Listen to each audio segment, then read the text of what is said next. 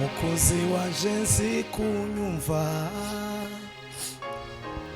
akirishimwe ngushimiye mukozi mwiza nzi kunyumva akirishimwe ngushimiye umwihariko wawe Yesu wabaye ukora ibitangaza wapfuye urazuka ni wowe wa mbere imva yawe irarangaye magingo aya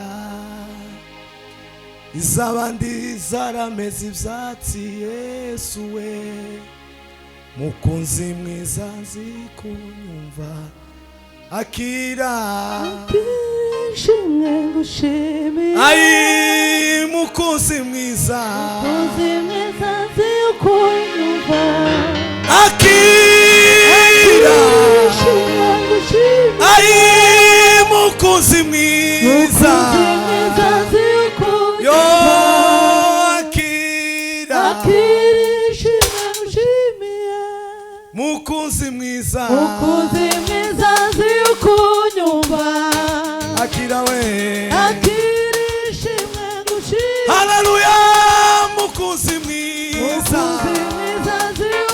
abashoboye kuvuga gutyo haleluya shimwe ngushimiye ai mukunzi mwiza nzi kunyumva akira shimwe ngushimiye haleluya mukunzi mwiza nzi kunyumva baba we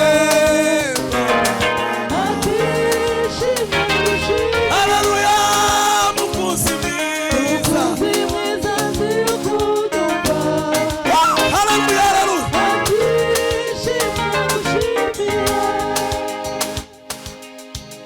nakuuliza shetani umepata wapi mamlaka ya kukamata akili za watu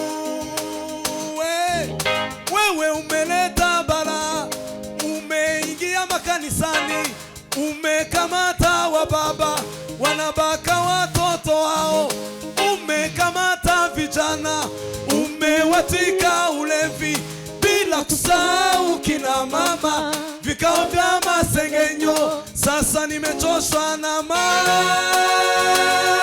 yako ewe shetani nipishe nipite wewe ulimwasimu ai uliwadanganya Adamu na Eva dunia yoyo ewe shetani umelani ai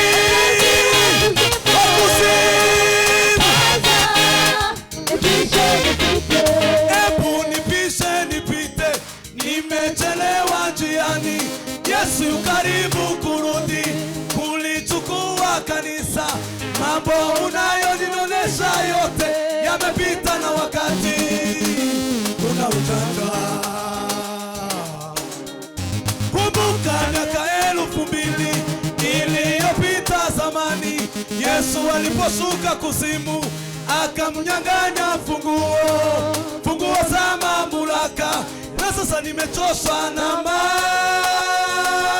yako ewe shetani nipishe nipite wewe ulimwasimu haya Adamu na Eva dunia imeharibika kwa ujanja wako shetani umelaniwa mwenyeji wa kuzimu sasa nipishe nipite. Amen. Mungu ambariki ndugu sana. azaririmba kadufasha twese Wanaimba anatubariki sisi wote. kubera ko Imana igira neza Kwa sababu Mungu anatenda mema. kubera ko Imana yaturinze Maana Mungu ametulinda. twaraye hano Tumelala hapa. mu gatondo turaruhuka Asubuhi tukaenda kupumzika. none kandi turagarutse Na sasa tena tumerudi. Imana ihabwe icyo Mungu atukuzwe. ko mufite nabi Imana ishimwe Mungu asifiwe. niyegereje umusobanuzi Nakaribisha mkalimani. azatubabarira azaboneke mu materaniro kugeza tuvuye hano. Nakubali. Kubera ko nariko musengera yari yatinze. Kavuga atari ko sinja kubwiriza ataraza. Rero Imana imuheze umugisha. Amen. Dushimiye abateguye igiterane. Tunashukuru walioandaa mkutano huu. Natwe mubo bayizeye mu bapasteri benshi. Nasi kwa wale waliamini, kwa wachungaji wengi. Natwe tubamo. Nasi tuko miongoni mwao. Zabakiza na mwene data Imana ibaheze. Zabakizana ndugu, Mungu awabariki sana. Apotre Revera Pastor. Tume na reverend na mchungaji. Hari ahantu baza bavuga ngo nakaraza bakanga. Kuna mahali wanasemanga fulani anakuja wanakataa. Hari ahantu basigaye batwima gatuti na wakabuza. Kuna mahali siku hizi wanatunyima madhabahu. Kuri agatuti. Maana hivi madhabahu Agatuti karagoye. ni ngumu hii. Nukageraho. Ukifika pale Uzofuka mushime ma. wewe unapiga magoti ushukuru Mungu. Hari aho bagutumira bakamavuga ngo Kuna mahali wanakualika, wengine wanasema hapana, ushaka undi. tafuta mwingine. Ariko mwebwe mweme. Lakini nyinyi Imana ibaheze umugisha. Mungu awabariki Shimi sana. Imana kubwa bashumba busoka na Revera Eric. Nashukuru Mungu kwa wachungaji Reverend Eric na Busohoka. Singabanyisha garade. Sijui kama nimepunguza vio vyenu. Na wakiri. Ni hapo tu alipo. Rero nukuri. Sasa kwa kweli Jewe iyo mbonye abantu b'abasore ari bimana yehamagara. mimi nikiona watu vijana ndio Mungu wanatumia. Nukuri nzambishe. Huwa nashukuru sana. Dukoresha imbaraga zacu. Tutumie nguvu zetu. Uko Imana yaduhaye tugukora. Vile Mungu ametupatia nguvu tuzitumie. Mwirinde abigisha b'ibinyoma. Mjilinde sana na walimu wa uongo. Imbwebwe n'ivyana vy'imbwebwe. Watoto wa mbweha na mbweha wenyewe. Tuba abasore beza. Tuwe vijana wazuri. Tujana ubwami bw'Imana. Tupeleke ufalme wa Bwana. Ndanezerewe. Kingine tena. Nashimye kuri bene data kamusore ruboneka afite ikibazo. Yaje ari ikibazo kandi ari n'igisubizo. Ruboneka amekuja akiwa ni tatizo lakini bado jibu. Ruboneka ntakiya yaryama karaza kutuzutsa. Siku hizi halali anakuja tu kutuamsha asubuhi na mapema. Kandi yarabivuze hano ndimwumvishe. Na alisema hapa, simlisikia akisema. Watangira guhunyiza akama kuvuza. Ukianza kusinzia tu anakuamsha. Ariko navyo. Lakini hiyo nayo Urukundo. ni upendo. Ngo kugira ngo tugumane. Ili tuendelee kuwa pamoja. Nuzi wacu sha. Ukifika kwetu nakwambia. Nzakwereka. Takuonyesha pia. Nzoza mvuza firimbi jewe. Takuwa napiga firimbi kwa masikio mimi. Rero Imana imuheze umugisha. Hivyo Mungu akubariki sana. Nashimira uriya mugabo. Nashukuru yule mume. Haguruka pa. Simama baba. Uyu ni umukristo wacu nije wamureze kuriho. Huyu ni Mkristo wetu, mimi ndiye nimemlea. Afite abana batandatu. Ana watoto 6. Afite umukobwa woshaka. Ana msichana anaweza fanya harusi. Ariko twaranezerewe ari muri yansamba. Lakini tulifurahia pale kwa asamba. Aranyongorera ngo umutima uramubwiye. Akaninongonezea kwamba moyo umemwambia. Ngo azoduhanagurira ibirato. Atupanguzie viatu. Adupasirize. Atupigie nguo pasi. Ngo kugeza dutashe. Hadi turudi. Kandi turacari. Na bado tuko huku. Abantu basigaye barambirwa kandi tutaturya. Watu siku hizo wanachoka na tukule kwa nyumba zao. Uko jari uzombona ngo singora chaba hano. Hivyo kesho kuna mtu ataniona aulize bado wako hapa. Nta contribution yatanze. Hakuna mchango ametoa. Ta faranga ntazi niyo tuza. Hakuna pesa hata jua tunalala wapi. Ngo abanabo. Lakini hawa tu. Tuza daturina. Tulia, bado tuko huku. Bado tuko hapa. Rero kuba mwene data iyo minsi yose turi kumwe. Sasa maana ndugu, hizo siku zote tuko pamoja. Imana imuheze. Mungu awabariki sana. Hari ibintu abantu bazasuzugura ariko bifite umugisha. Kuna vitu watu dharau lakini vina baraka. Uzahantu Elisa yakuye ibintu. Unajua mahali Elisha ametoa vitu. Guhanagura ikirato cha Elija. Kupanguza kiatu cha Elija. Akaja kumesura kanju. Alikuwa anafua kanzu yake. Akaza akabigira neza. Anakuja anafanya kazi vizuri. Elia ngo aje kuja mwisho. Elia alipokuwa anaenda mbinguni. Aramubwira ndo gusigira imigabane. Akamwambia atakuatia mara 2 ya roho wangu. Aterera rya koti. Akarusha lile koti lake. Ngo ageze kuri Yordani. Alipofika Yordani. Ichika mokabi. Katika mara 2. Imani kuweza umugisha. Mungu akubariki sana. Amashimwe ni ngayo. Shukrani kama hizo. Pilot. Kazeda. Karibu sana. Naje winji. Nami umeingia. Ndebe ico kirato. Nikaangalia hicho kiatu. Piro ico kirato ntikiza kikubera pa uzogishakira. Hiyo kiatu haikufai kweli. Wishakira turato twiza tubigisiri. Tafuta tu viatu tuzuri twa kumchezea Mungu. Hiyo unapeleka kwa harusi tu. Zero Kazeda. Karibu sana, tumefurahia kukuona.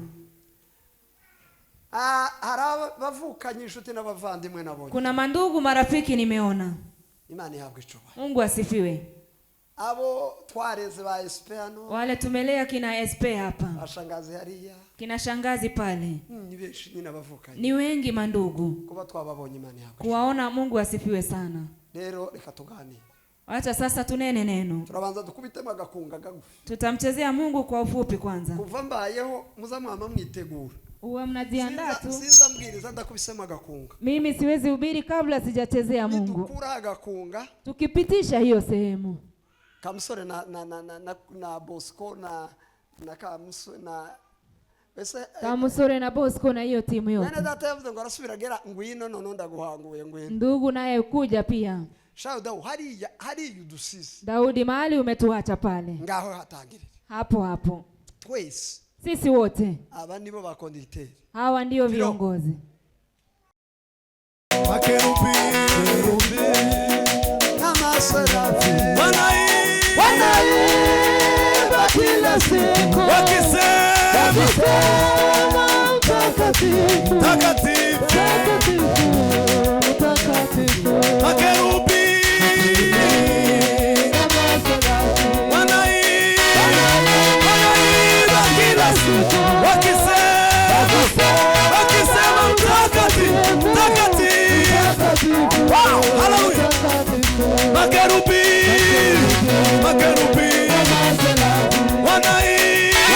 wanaimba kila siku wakisema mtakatifu, mtakatifu. Makerubi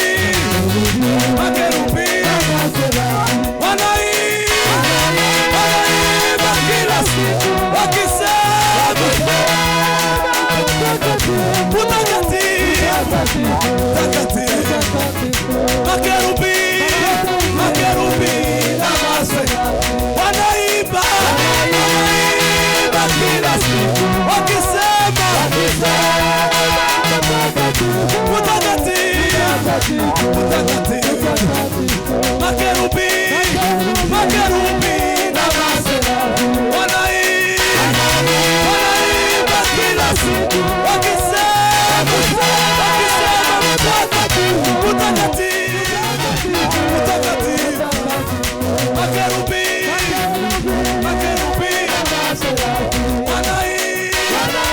wanaimba kila siku wakisema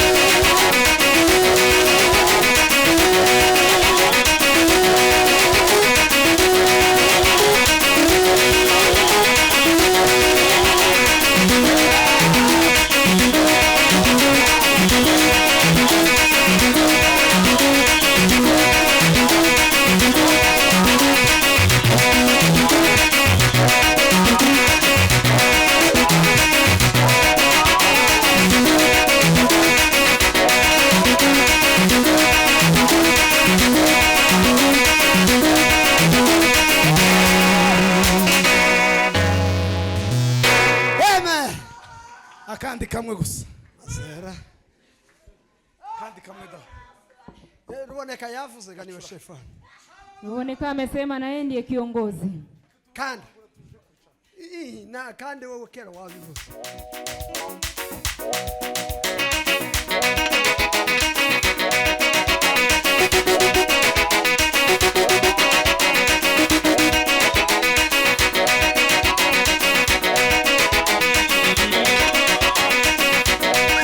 Come on.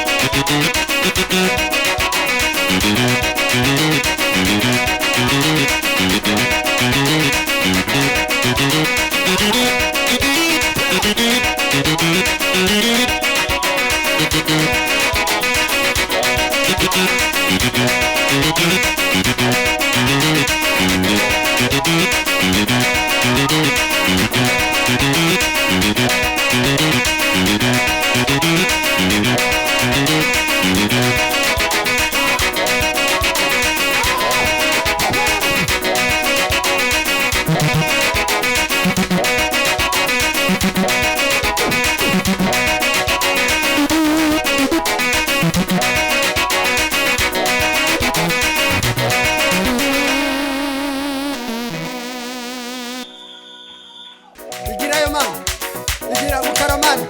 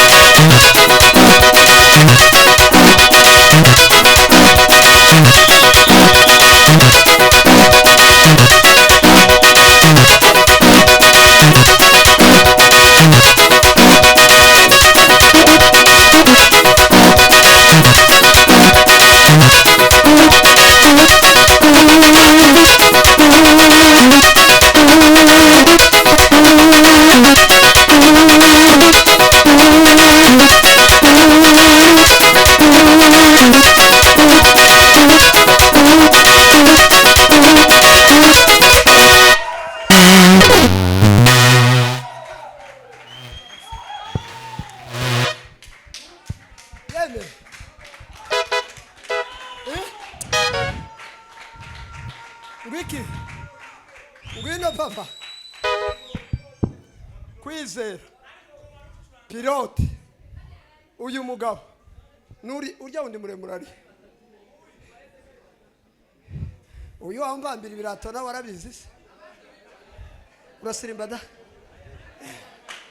kubera ko nawe akoze igikorwa cyiza nawe abaye mu mubari w'abasiri nitumara pastor nitumara mbere yo kubwiriza ndavuga takibazo umvega umwuka kuzugira hivyo ndivyo roho hufanya. Nani senda mubuza Sasa nitamkataza kweli.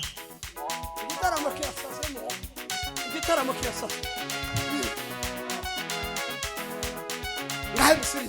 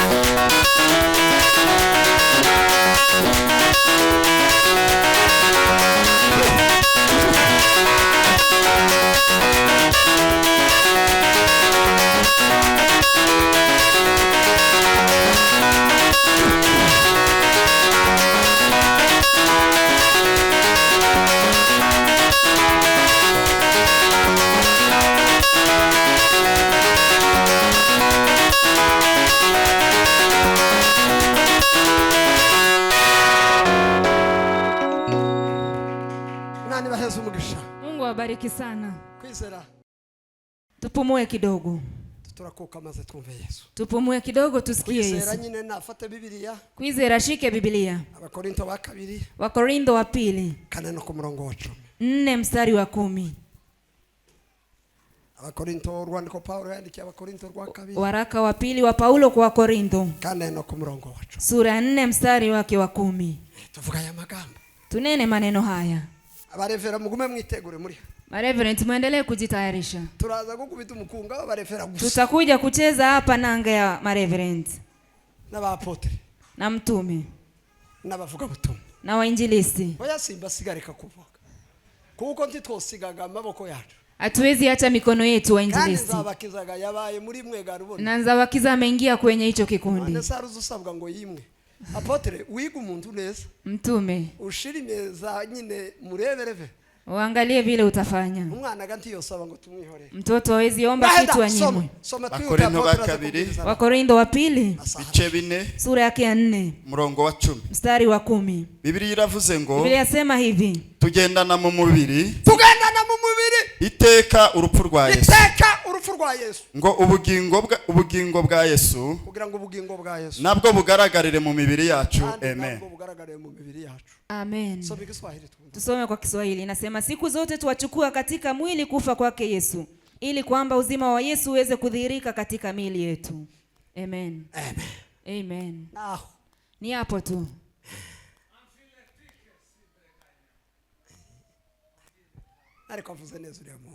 Amesema vizuri kijana huyu kweli. Yewe namenyega kuri muri umuntu wa marehemu Kabuye mukanya. Nimejua kwamba wewe mdogo wake na marehemu Kabuye. Kandi kunari inkuza ko sinarinze kumuvuga. Nilikuwa nakujua lakini si kujua ni ndugu yako. Wamukomereza. Uendelee pale pale. Tuzosange Kabuye mwisho. Tutamkuta ndugu mbinguni. Ngiye kuvuga hejuru y'ijambo bashize hari. Nataka kunena kuhusu neno wameweka pale. Yo kwamamaza insinzi ya Yesu. Ya kutangaza ushindi wa Yesu. Ndavuga hejuru. Nitaongea juu ya insinzi ya Yesu Kristo. Ya ushindi wa Yesu Kristo. Ndavuga hejuru. Nitaongea kuhusu yo kunesha kwa Kristo. Kushinda kwa Kristo. Ndavuga hejuru. Nitaongea kuhusu y'ubutware bwa Kristo. Ushujaa wa Kristo. Ndavuga hejuru. Nitaongea kuhusu y'imbaraga za Kristo. Nguvu za Kristo. Tituvuga ngo amen. Si tuseme amen. Reverend yaravuze ngo twaje kwamamaza insinzi. Reverend alisema tumekuja kutangaza ushindi wa Yesu. Apotre araje kuvuga hejuru yarindi Nzabakiza yetu. Mtume ataongea kuhusu lile lingine Nzabakiza amesema. Sasa tugume tuzikoreho. Hayo yote tuguzaguze hivyo. Alafu falme wa mbingu uinuliwe juu. Yesu yaratsinze. Yesu alishinda kweli. Yesu yaratsinze. Yesu alishinda. Yesu yaratsinze. Yesu alishinda. Tituvuga ngo amen. Si tuseme amen. Hari abantu bakigenda n'ubwoba. Kuna watu bado wanatembea na woga. Abantu bakagenda na mashaka. Watu wanatembea na mashaka. Abantu bakagenda n'impunge. Watu wanatembea na wasiwasi. Uyu mugoroba. Jioni ya leo. Naje kuamara impunge. Nimekuja kuamaliza wasiwasi na woga. Yesu yaraneshe. Alishinda. Tituvuga ngo amen. Tuseme amen.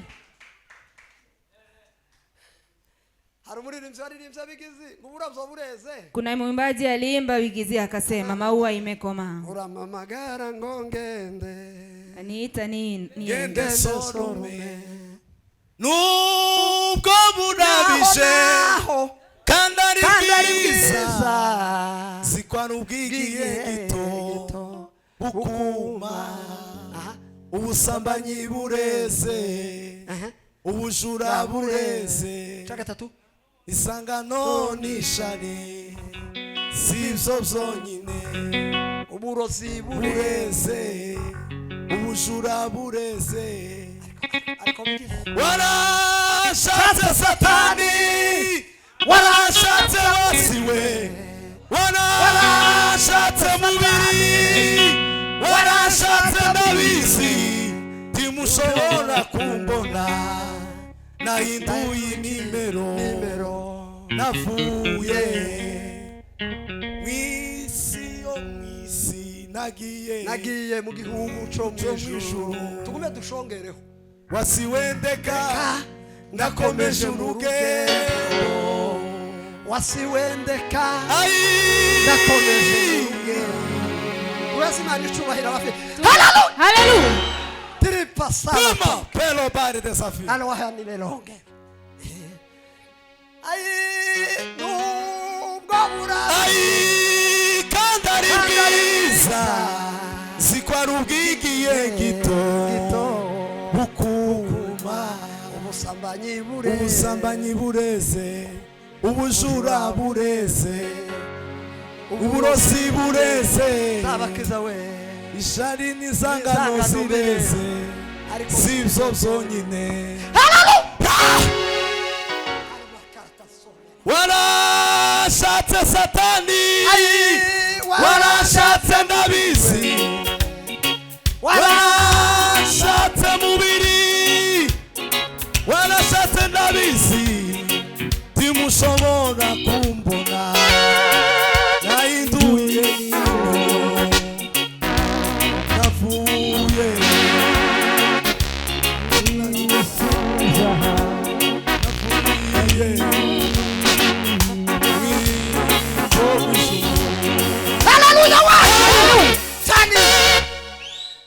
igitaramo mu izina rya Yesu. Amen. Chanira igitaramo mu izina rya Yesu. Washa moto ule.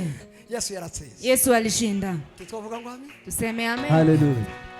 Intsinzi ya Yesu. Ushindi wa Yesu yakomotse mu butware bw'Imana. ilitoka kwa ushujaa wa Mungu wetu. Umunsi bari muri Adamu, Eva na Adamu. Siku alikuwa Edeni, Adamu na Eva. Adamu yabayeho wenyine baza kumuremera. Adamu aliishi peke yake kuja kumwambia mke baada. Kunezerwa araseka. Akafurahia akacheka. Aravuga ngo akana karako mu mara. Akasema hii ni nyama ya nyama Kandi ngo yangu. nigufwa ryo mu mafupa. Na ni mfupa wa mifupa yangu. Hii Imana yagusanze. Mungu akikuja kwako. Uzumenya kwita ibintu amazina. Unajua kuita vitu majina. Noneho ahantu byaje gukomoka ni muri Adamu iri. Na sasa hii ilitoka huko kwa Adamu Ni mbali. intsinzi ya Yesu yagaragara. Ni ushindi wa Yesu ulionekana pale. Bukeye Eva aratawanyika. Baadaye Eva akatawanyika. Abagore muri mu gutawanyika chenye. Wanawake ambao mnatawanyika hivyo. Ngo atawanyitse inzoka kirazira mubwira ngo Alipotawanyika nyoka akakuja akamwambia, ugira lakini ubwenge. una hekima kweli? Ese Imana yababwiye gute? Mungu aliwaambia nini pa? Ati nitujya kino giti Mkikula mti huu no gupfa tuzafa. tutakufa. Atayi. Nyabura we. Shonaho turebe. Kula tuone. Ahubwo muzogira ubwenge ngo. Hata mtakuwa na hekima kama ya Mungu. Aho hantu simpatinda yeme. Mahali hapo sikawii sana. Ndashaka kuja gutinda hantu Yesu yaje. Ndasiga Yesu mumfu. Nitaacha Yesu kaburini. Ejo nimugoroba nzomukura. Jioni nitamtoa huko kesho. Mujane mwijuru. Nimpeleke mbinguni. Mbabwira uburyo azagaruka. Niwaambie namna gani atarudi. Kandi iyo nkuru ndayivuga mu masaha make ya Na hii habari nitaisema kwa masaa machache tu. Arategamye kuriya nawe. Mtume ni hivyo pia. Barambukirwa. Wakakosea. Ikibazo kibakera. Shida ikakuja. Barahunga. Wakakimbia. Imana ngo yakazisa sake. Mungu alikuwa anakuja saa 9. Adamu we. Adam ati karame. Adam, mimi huyu. Mwagiye. Mmeenda wapi? Atoya ye twashutswe wa mugore. Yule mwanamke ulinipatia tumedanganyika. Ningaho yo mubwiye ati jashana. Ni kama angemwambia ile shida uliniletea. Buri Imana yanga kuyita himfana. Mungu anakataa sana kulaumia. Imana izikenera ngo yibwire ngo mba. Mungu anataka umwambie nisamehe. Ni ukuri kw'Imana. Haki. Yamayibwira ngo reka ntugume no kunyabiza. Hata usiendelee kuniuliza. Si wa mugore waza. Si ni yule mwanamke ulileta. Arahamagara ngo Eva we. Akaita Eva we. Eva tireka kere. Eva wacha. Waza nyizoka hano. Ulileta nyoka hapa. Utazi kwizazo dushu. Na ujue atatudanganya. Warabahamagara. Akawaita wote. Naho yatsindiye Satani. Ni hapo alimshindia shetani. Ngo bagumwana w'inta. Kapewa mwana kondoo. Ngo abambika imyenda. Akawavika nguo. Arababwira ngo bana ba. Akawaambia watoto wangu. Muri nsinzi ko kwisi. Nyinyi ni washindi. Muri nsinzi kuri Satani. Nyinyi ni washindi kwa shetani. Ngo abasubiza kwibe. Akawarudisha kwa kifua. Arababwira ngo niyo mwahemutse. Akawaambia hata kama umekosea. Naranesheje. Nilishinda. Ngo basubiza agaciro. Akawapatia dhamani yao. Haleluya. Mubukeye. Baadaye titwavuga ngo amen. Tuseme amen. Ngo barabja. Wakazaa. Wakakuwa wengi. Kutururuzaro rwa Adamu. Hivi sisi ni uzao wa Adamu. Biza kandi gusubira gukubita kandi muri Egiputa muri Israeli. Kuja tena Egypt na Israel. Imana ibwira Mose narahavuze ejo simba. Nilisema jana sitarudia tena. Nawo bagumwana w'intama. Pia wakachinja mwana kondoo. Barababwira ngo ibingibi bisigura Pasaka. Hii inaonyesha Pasaka. Ngo yanje izoza. Yangu itakayokuja. Pasaka yindi yaje kuba iriya mu butayu. Pasaka nyingine ilikuja huko jangwani. Zagiye biza nta gitabo kitavuga kuri Pasaka. Hakuna kitabu kiongee kuhusu Pasaka ya Yesu. Muri kuva ni bya bitambo batambaga balewi. Kutoka ni zile dhabihu walikuwa wanatoa walewi. Ilikuwa inaonyesha damu ya Yesu Kristo. Ikaenda. Zinjira muri Matayo. Ikaingia kwa Mathayo. Ariko ntaragera muri Matayo. Kabla nifike kwa Mathayo. Reka mbanza ngaruka ino hirya. Nirudi huku nyuma kwanza. Kutoka. Niho Mose yamanitse inzoka mu butayu. Ndipo Musa ameweka nyoka juu. Mungu akamwambia ianike juu. Uko ni kumwana w'umuntu azonesha. Hivyo ndivyo mwana wa mtu atashinda shetani. Mtu wese urebiri ya kila mtu ataangalia nyoka yule. Atapona. Mtu wese uzondera. Kila mtu ataniangalia. Atapewa uzima wa milele. Tuvuga ngo amina ba. Sema amen. twinjire muri Matayo. Tuingie sasa kwa Mathayo. Isezerano rishya. Agano Jipya. Yaramubwiye Alimwambia kuri hivi. kabiri. Sura ya Ngo pili. nawe Betelehemu mu gihugu cyayo. Bethlehemu he. Nawe turi mutoya. Nawe hauko mdogo Mu bihugu bya Yuda. kwa nchi za Yuda. Muri wewe Ndani yako kutatoka shujaa ndiyo ambaye atashinda dunia. atakayeshinda dunia. Yeme mureke mbabwize ukuri kw'Imana. Niwaambie ukweli ya Mungu. Turi mutoya. Hauko mdogo wewe. Wotsinda Satani. Kumshinda shetani. Turi mutoya. Hauko mdogo. Kunesha imbaraga z'umubiri. Wakushinda nguvu za giza. Turi mutoya. Hauko mdogo. Wo guhora ukorera Satani. Wakukaa kalia Nawe uri shetani. munini wotsinda Satani. Nawe ni mkubwa unaweza shinda. Aravuga ngo Nasema hivi. nawe Betelehemu. Wo mu bihugu bya Yuda. Kwa nchi za Yuda. Turi mutoya. Hauko mdogo. Mu midugudu ya Yuda. Kwa miti ya Muri wewe ndani yako mazakura itatoa pale ingoni zo kubita Satani. fimbo itakayompiga shetani. Hefo ya haravuga ngo Chini yake inasema hivi. utazaa mtoto. Utazaa mtoto. Uzomwita Emmanuel. Umuite Emanueli. Bisobanura ngo Maana yake hii Imana iri kumwe nawe. Mungu pamoja nasi. Yesu yaciye mu nzira zikomeye. Yesu alipitia kwa njia Kugira ngo ngumu atuneshe Satani. ili tumshinde shetani. Twavuga ngo amen. Tuseme amen. Igitondo kimwe Asubuhi moja ariko Yesu agira imbaraga. Yesu ana nguvu jameni. Ijuru riratera. Mbingu ikakusanyika. Amakeruba maserafa. Makerubi maserafi pale. Baravugana ngo ese Kaulizana hivi. basha Jameni. kwanza mana mwasa zino. Naona mnajifanya huku Ninde kichaa. uje gucungura bariya? Ni nani anaweza kukomboa watu wale? Akabakuraho ibintu babamo. Awatoe vitu ambavyo wanafanya. Amakeruba ati twebwe tureke. Makerubi sisi tuachie hapa tu. Amaserafa atoya tu. Maserafi sisi ni hapa kuimba. Abamarayika baravuga ngo Malaika wakasema hapana. Yesu ngo yicaye iburyo bw'Imana. akiketi kuume kwa Aravuga ngo Mungu. njewe nza. Akasema mimi nitaenda. Nimba mubona tunezera. Kama mnaona tunafurahia. Nuko Yesu yita. Ni kwa sababu Yesu alijitoa. Ngo amarahindukira n'Imana. Baadaye akamgeukia Mungu. Fenomene yo kugenda ni gute? Fenomena ya kwenda ni gani? Ngo ihamagara Gabriel. Akaita Gabrieli. Genda unsinyarire umukobwa mwiza. Enda uite msichana mrembo. Wisugu utarigeze gusanga. Yule ambaye ni bikra. Igihume cy'umukobwa. Alikuwa maajabu ya msichana. Igihume cyahumiye isi. Maajabu ya Ngo msichana. nisi byari kwiriye ko bayibamo. Hata dunia ikustahili aishi ndani.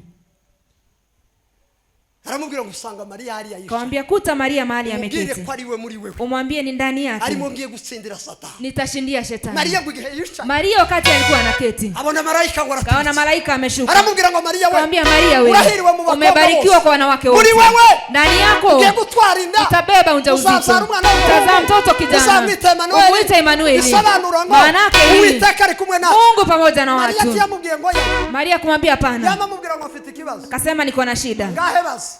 Uliza basi. Kubera ko yari yizeye. Maana alikuwa anajiamini. Akasema itakuwaje? Mimi sijalala na mwanaume. Hata vijana sijaonana nao. Maria naye jameni. Maria alikuwa wa kwanza kuja. Maria akasema hivi. Wewe. Nimekubali. Lakini je, itakuwaje? Malaika akamwambia Roho Mungu atakuja. Atakuja juu yako. Tuseme amen. Yeko y'abakobwa baririmba muri iki gihe we. Ni wasichana wanaoimba siku hizi jameni. Na abagore batuye muri korari kandi bataraviwa. Na wanawake ni wanawake ambao wako kwa kwaya na wajatoka kwao. Ukaboneka ninda. Reka mbe kumanuka ugatora. Nishuke kidogo. Yeko y'abakobwa biki gihe we. Wasichana wa siku hizi jameni. Yeko y'abahungu biki gihe we. Na vijana wa siku hizi jameni. Imana tubabarire ba. Mungu atusamee sana. Malaika ngo asubira mu ijuru. Malaika akarudi mbinguni. Ukwezi kwa mbere. Mwezi wa kwanza. Maria ngo atangira gucira. Maria akaanza kutema tema. Mwezi kwa kabiri. Mwezi wa pili. Aravundereza. Aha. Murabazi nabyo batu. Mnawajua kibeba ujauzito. Mwezi wa tatu. Amakuru ngo atangira kugera. Habari zikaanza kufikia watu. Mwene aratwite. Msichana fulani ako na mimba. Habari. Wakaongea pale. Maria yamasa ngaho yatoboreye ibiti. Maria akajifanya ni kama ameka miti kwa masikio. Nyinyi hamjui siri yangu na Yesu. Nina siri yanifanya niwe jasiri. Zabageza shida hejuru. Kama ninayo dhiki yanifanya niwe jasiri. Yanirudisha nikirukaruka.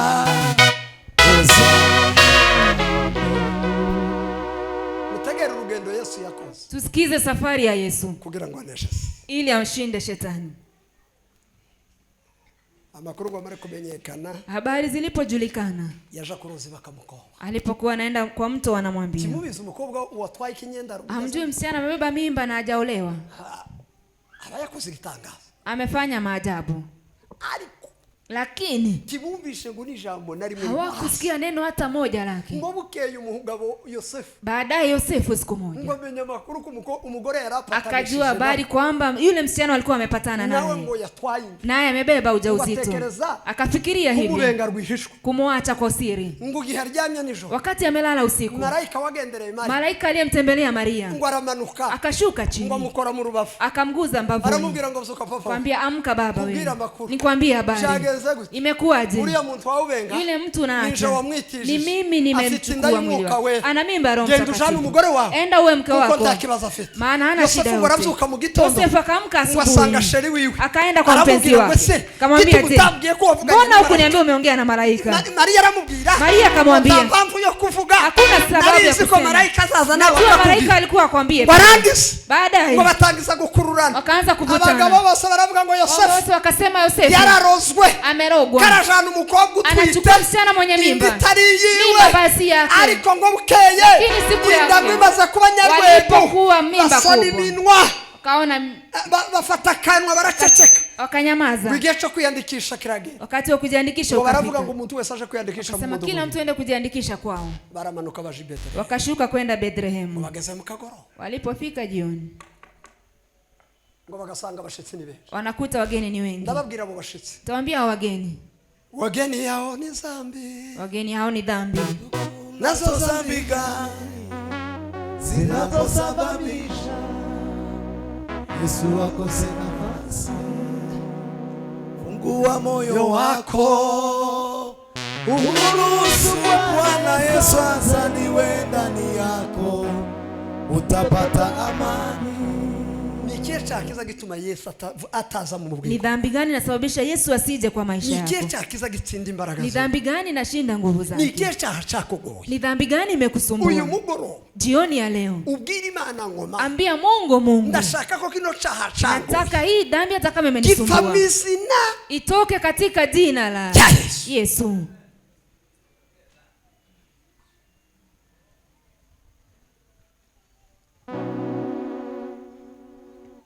Ngomare guhebura razamuka, wakapanda walipokosa mahali. Wakati huo ameanza kuzaa, kaanza kuumwa tumboni, wakafika kwa hori, akazaa. Niwaambie ukweli, Yesu akizaliwa atafuti shindano zile za kinga. Yeye hakuna shindano alidungwa, maana alikuwa mfalme wa ajabu. Acha niwaambie, Yesu ni maajabu. Yesu ni muujiza. Yesu ni muujiza. Korali raririmba, inaimba kwa Kasema mbinguni utukufu wewe Mungu, duniani amani kwa nao mfurahia. Mahali hapo sitakawia pia, sitakawia mahali pengine pale chini. Baadaye akipendeza Mungu akaanza kufanya mission yake. Miaka yake ilikuwa kidogo, alipoanza kufanya kazi yake, Wayahudi na Mafarisayo wakaja. Hakika utaanza kazi ya Mungu, Wayahudi na Mafarisayo watahaguruka, watasimama wakipiganisha. Lakini mwenye kazi amesimama kwa sababu yetu, ili atushindie. Mwenye kazi amesimama kwa sababu yetu, ili tushinde. Tuna ushindi wa Yesu. Seme amen.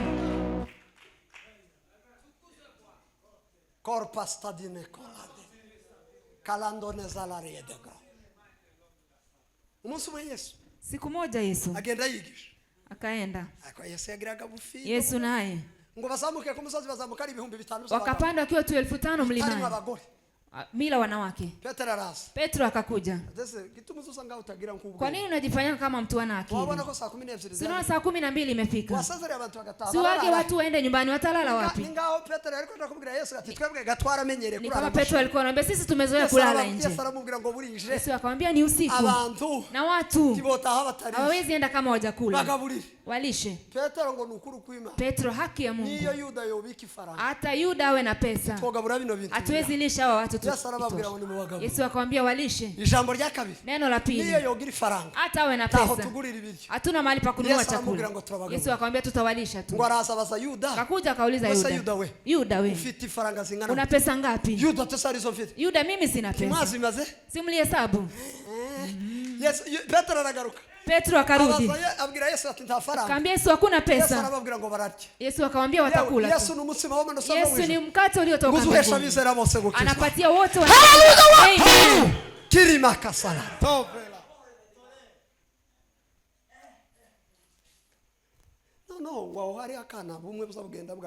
Hapo kulikuwa na watoto wale wanaenda wakilia. Mukate muri Kongo burahaba. Akisema mkate. Mukate ji. Mkate ji.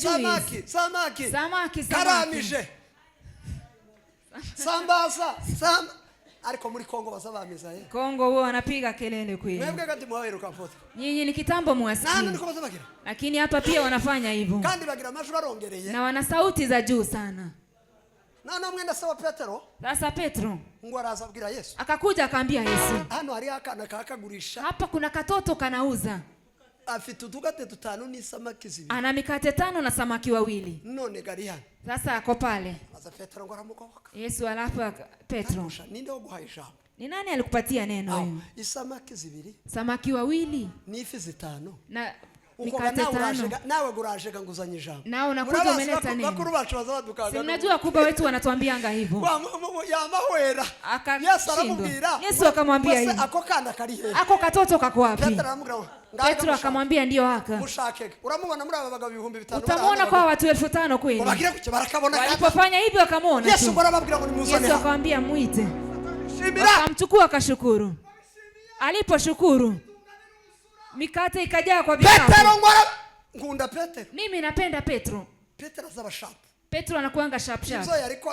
Yale alikuwa anapigana nayo. Niwe watangiye kwishaza abantu. Ndiye alianza kuketisha watu. Yesu aramubwira ngo. Yesu akamwambia hivi. Ubishaza abantu 12. Waketisha watu 12. Akaanza protocol. Akaketisha watu 12. Bakakozamwe imikate. Wengine mikate. Bakarya bakananirwa. Wanakula bakakozamwe imikate. Bakarya bakananirwa. Wanakula bagiye gukusanya ibiryo byose byasigaye. Kusanya chakula imebaki. Hasigaye ibiryo ibitunga 12. Kuna vikapu 10. Yesu arababwira. Yesu akamwambia. Musamunizera. Nisha n'ukuri. Ni mimi nzia. N'ubugingo. Tausha kwa data. Hakuna kwa baba. Tamushanye. Mimi nampeleka. Haleluya. Kerema la sola. Andwa handi za banda la kete. Turashitse. Uhaguruka ibintu biracitse. Nukuru kwima ibintu biracitse. Vitu vimekuwa vingine. Musamunyizera yewe. Muwe mnaniamini jamani. Musamunyizera yewe. Muwe mnaniamini jamani. Musamunyizera yewe. Muwe mnaniamini jamani. Nishasira n'ukuri. Mimi njia kweli. N'ubugingo. Na uzima. Tausha kwa data tamushanye. Baba kama sisi. Nimuhumure. Barizikeni. Yesu yaratsinze we. Yesu alishinda jamani. Yesu yaranesheje. Yesu alimshinda. Dufite ya Yesu mu bugingo. Tuna ushindi wa Yesu Kristo. Twavuga ngo amen. Tuseme amen. Aye. Wisama yumbe kuli kubonana. Wisama yumbe kuli kubonana. Wisama yumbe.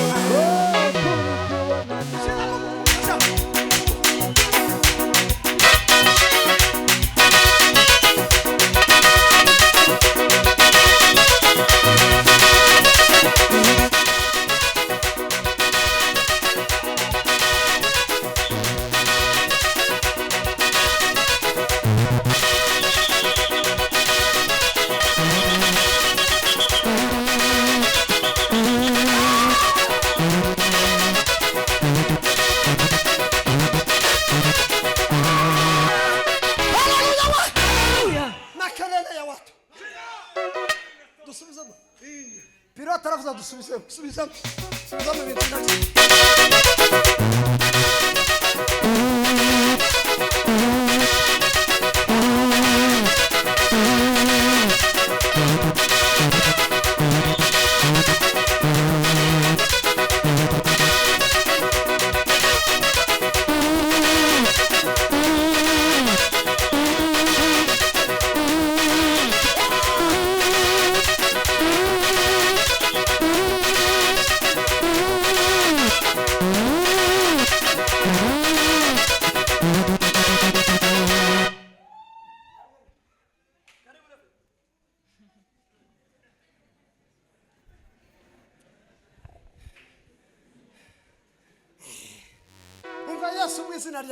Sikia Yesu katika jina la Yesu.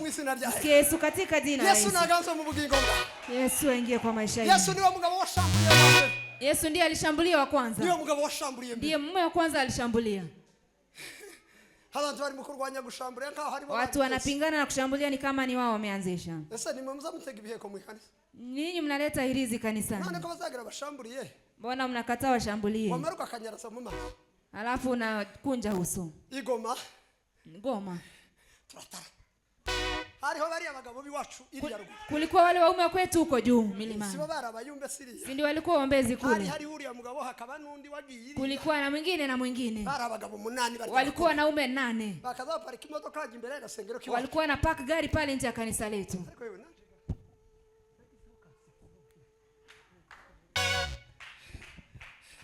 Mwumvishuko mvuze? Hatujasikia. Nihangane murahomse. Nihangane hano nuko. Vumilia. Haleluya. Nana ngarangize. Baadaye sasa. Wamara kuparika guta. Alipoweka gari pale. Nishe uwo musiri jari wahagariki. Hiyo siku mimi nilikuwa nimeongoza ibada. Nabo bagabo. Ni hao wanaume. Kisha materani. Tukaingia kwa ibada. Bari basaze ndishage bari bagikonkoboka imisozi. Ni ile wakati walikuwa wanachukua kwa milima moto ikiwa mingi. Kaeka gisirimba. Twagiraga umuziki mwiza cyane. Tulikuwa na muziki mzuri sana. Kwa kanisa gatoya nyine. Kwa kanisa kadogo tu. Ariko sijyo rinene ruba. Ni kama hii ndio kubwa.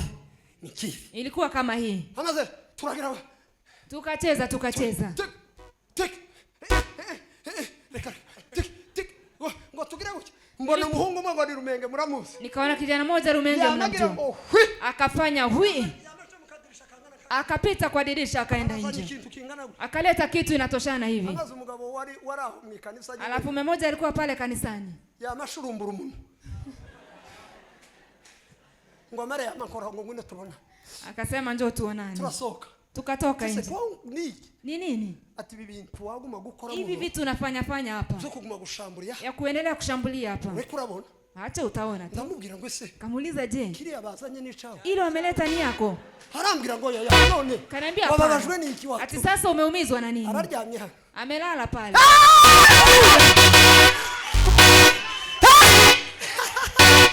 Hariya abantu barakara kandi batakoze kubushaka. Nubona umuntu ararakaye matara niyo ngo bashaka. Mtu amekasirika kwa ibada. Uzomenye ko afite uruhare muri ibyo. Ujue kwamba ana mchango wake pale. Abayumbe bari ha. Wajumbe mko hapa. Turashambulia mu izina. Tutashambulia katika jina la Yesu. Haleluya! Haleluya!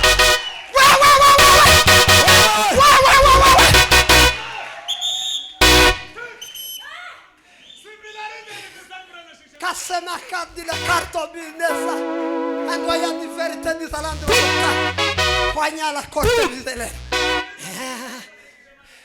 Ruboneka ko yaje. Jameni Yesu yupo. Kweli Yesu yupo. Tunamtangaza yupo. Tumeona kazi yake.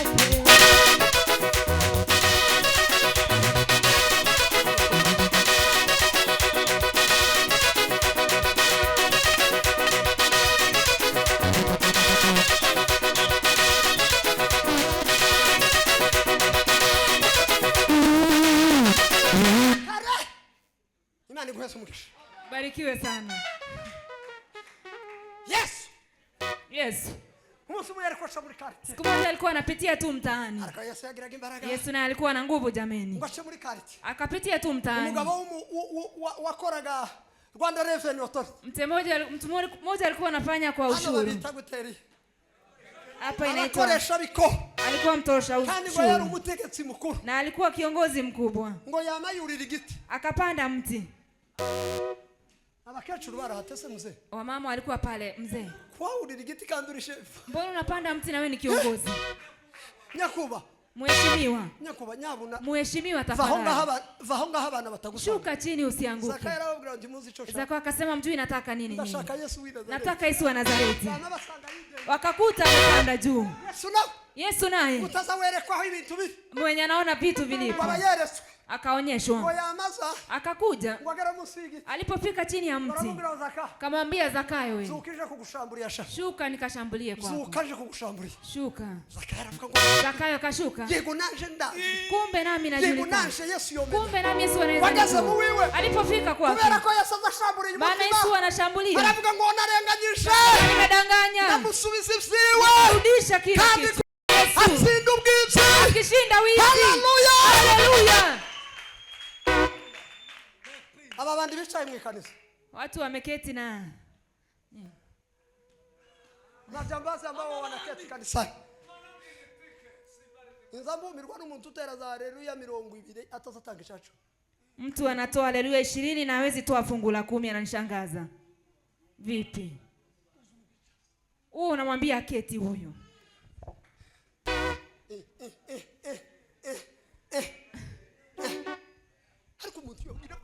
Mtu anaweza ruka hivyo. Mtu anaweza kuwa kifanya hivi. Na ananyang'anya Mungu. Ufite inkota. Una kisu wewe. Umeseka babandi bari ya. Wewe ni kama wale majambazi wengine. Batuye rubone baje ba. Wale wanaishi Dandola.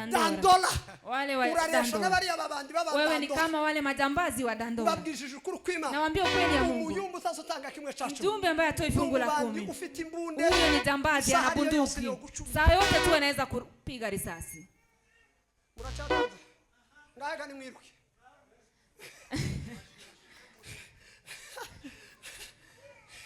Ho kwiruka kuri abantu bazatanga.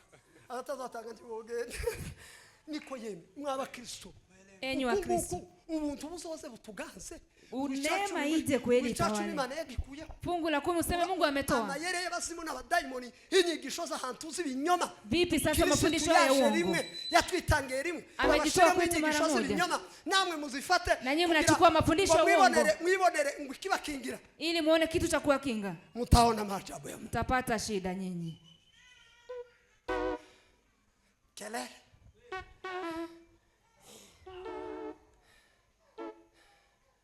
Tutange kimwe chacho. Tutoe fungu la 10. Gishitsi. Ya kweli kamilifu. Ili Imani gomorore amarembo y'Mungu. Mungu afungue madirisha ya mbinguni. Fungu la 10. Nkakuriye ku muntu wa save ni gute wavyise? Gusave. Ni kama mtu ambaye Icyongereza kiza kinani. Ameweka hazina. Buriya umugore wawe ya savingaka. Vile mke wako alikuwa anaweka hazina.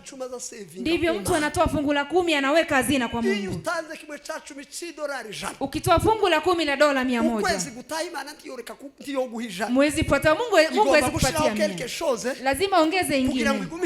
Ili aendelee kukujaribu. Katuvaho ngaho ibintu birashitse. Tusome tutoke hapo. Yesu yaranesheje. Yesu alishinda. Yesu yanesheje. Yesu alishinda mauti. Reka mbabwire Yesu yakoze mu gihe cyo. Yesu alifanya kazi kwa wakati wake. Wakati wa kwenda ulipofika. Akapanda mlimani. Abwira abigishwa. Akaambia wanafunzi. Wakati wangu wa kwenda umefika. Noneka. Sasa basi. Ngiye kubasiga nk'abagabo. Nataka kuacha kama basize hagati ya masagarya. Niwacha katikati ya mbwa mwitu. Mugira ubwenge kubwiza. Muwe na hekima kama nyoka. Turi hagati ya masagarya. Mnaishi kati ya mbwa mwitu. Mugira ubwenge kubwiza. Muwe na akili kama nyoka. Abakobwa ntibateretaga abahungu. Wasichana wako wanatongoza vijana. Ubu nyine abakobwa nibo bari gutereta abahungu. Siku hizi wasichana ndio wanatongoza wanaume. Gira ubwenge. Uwe na akili. Ese uzujana nani? Je, wewe unatembea na nani? Muzamuganira nani? Huwa mnaongea na nani? Aba ni abajambazi bose. Hawa ni majambazi. Umenye yuko isi yinjijemo abajambazi. Ujue kwamba dunia imeingiza majambazi. Lakini Yesu ameinua mikono. Anasema ngo haracariho nyihane ngo wambambiwe mubone. Yule ambaye amesulubiwa kwa sababu yangu ni muone.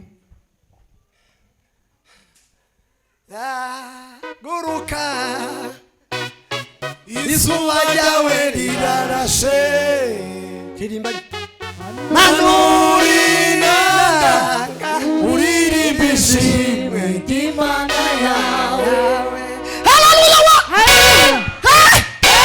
Kalamasho yataye kuri bicumuro byawe Sinagutinya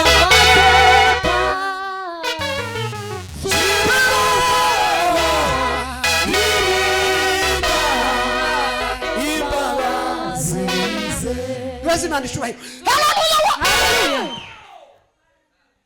Yesu baramufata. Yesu akashikwa. Ngo baza kumufata arababwira ngo se murashaka. Akamwambia mnataka nani? Ngo bikubita hasi. Wakaanguka chini. Petro. Umubandi wajanye na Yesu. Jambazi alikuwa anatembea na Yesu. Aravuga ngo nubundi nakaza kureba nakaza kubona ntabwenge uki. Akasema alikuwa anakuona wewe hauna busara. Akora kuita kwa data. Akaguza kwa kiuno chake. Ngwazani nyagwa y'inkoti akaleta kisu. akakata. Kera ugutwi kumugabo kuba sikio ya mtu ikaanguka chini. Jameni. Yesu abwira Petero, sasa Petero. Yesu akamwambia Petro, ije myaka yose twariranye wagiraga kisu. Ile miaka yote tumetembea na ulikuwa na kisu. Petero aramubwira ngo za kureba uzuranga. Mimi wanakuona una zubaa. Singali mugitira dufashije. Ona sasa imekusaidia. Reka turwa. Acha tupigane. Nizi bintu byo gutera nimbugita. Nimejifunza mambo ya kupigana kisu. Yesu akamwambia Petro, lakini unatembeanga na kisu wewe. Mimi naweza shusha legion moja. Ibomoe watu hao wote. Nichukue sikio. Akarudisha kwa huyo mtu. Akamwambia mnishike. Mwache hao waende. Petro akaenda. Akaenda amekata tamaa. Akampeleka kwa Kayafa. Akampeleka kwa Pilato. Akamrudisha kwa Herode. Akamrudisha kwa Pilato. Pilato akamhukumia. Akampeleka Kalvari. Alipofika msalabani, Yesu aravuga mu magambo akasema kwa maneno saba. Aravuga ngo sema hivi, nadeshaje pautwara na uwezo. Haleluya. Amen.